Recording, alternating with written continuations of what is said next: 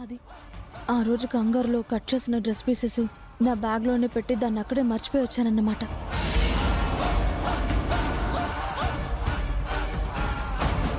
అయ్యో ఆంటీ, వీళ్ళు నన్ను మిస్అండర్స్టాండింగ్ చేసుకున్నారు. 1 వీక్ నుంచి నా బ్యాగ్ కనిపించకుండా పోయింది. అది గౌతమ్ గదిలో ఉందన్నమాట.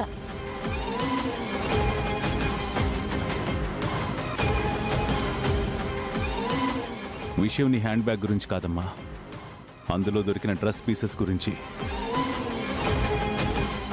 మేము డ్రెస్ పీస్ల గురించి అడుగుతుంటే నువ్వు బ్యాగ్ గురించి చెప్తున్నావేంటి? అదే చెప్పబోతున్నాను. వారం క్రితం నా హ్యాండ్ బ్యాగ్ మిస్ అయితే నిన్ను చిరిగిన బుజ్జి డ్రెస్ పీసెస్ ఆ బ్యాగ్ లో ఎలా పెడతాను?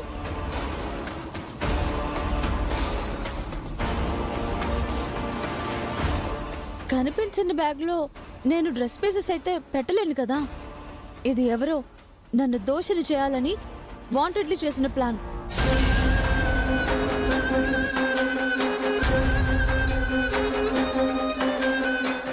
అలా ఎలా ప్లాన్ చేస్తారమ్మా? నిన్ను ఇరికించాలని ఎవరికుంటుంది? నీ మీద పగ తీర్చుకోవాలని ఎవరికుంటుంది సిస్టర్? నీ బ్యాగ్లో పెట్టాల్సిన అవసరం ఎవరికుంటుంది? అబద్ధం చెప్పకత్తిది. నువ్వు చేసుంటే నిజం ఒప్పుకో.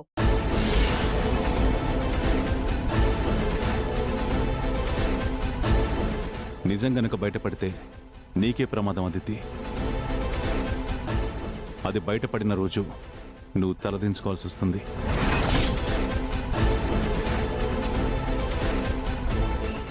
ఇది ఆదిత్య చేసుంటుంది,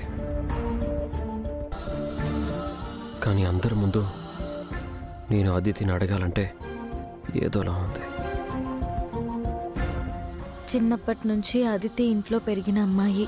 అలాంటిది అదితి ఈ పని చేసిందని కన్ఫర్మ్ అయితే తనని అందరూ దోషిలా చూస్తారు. గౌతమ్ గారు కూడా బాధపడతారు. ఇప్పుడు ఏం చెయ్యాలి?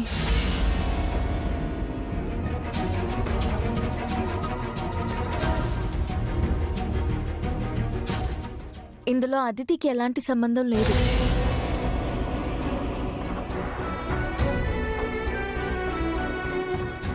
నిన్న ఫంక్షన్ అయ్యాక చిరిగిన డ్రెస్ పీసుల్ని నేనే హ్యాండ్ బ్యాగ్లో పెట్టి ఇంటికి తీసుకొచ్చాను.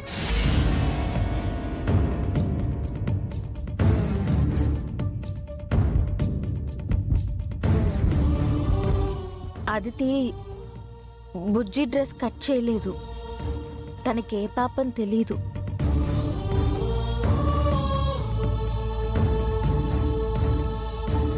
చూసారా, ఎంతసేపు నన్ను పట్టుకుని దోషి అని నిలదీశారు. ఇది చేసింది అహల్య.